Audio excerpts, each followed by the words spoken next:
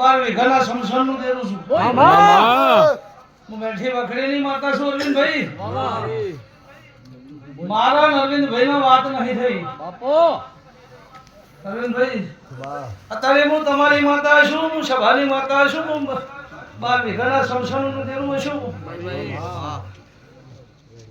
તો બુનની વાત કરી ને ખાવડાથી આવો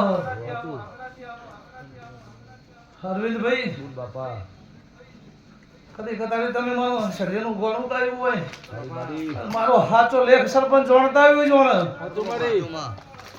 એક ના હવા હો માર્યા હતા. અરવિંદભાઈ એને ગુનો સંસાર છોડી મેલ્યો ને ગોગાન પકડેલો.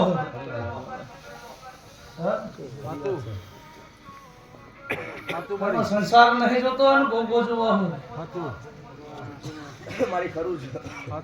અરવિંદ અત્યારે હું તમારી માતા ધૂમતી છું તારે મારા ભયા વાત નહીં થઈ.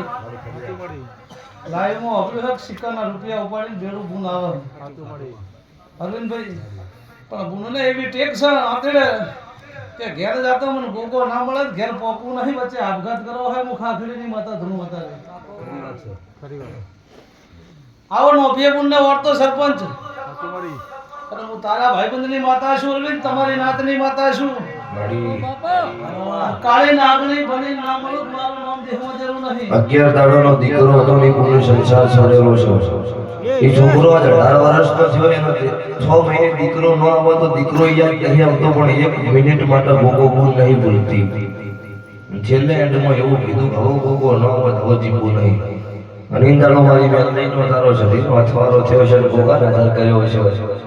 તારી બેડું બેન અહીંથી ઉપાડીને આટલા હાલતી છે, કોઈ છોકરો કોઈ આવા તૈયાર છે.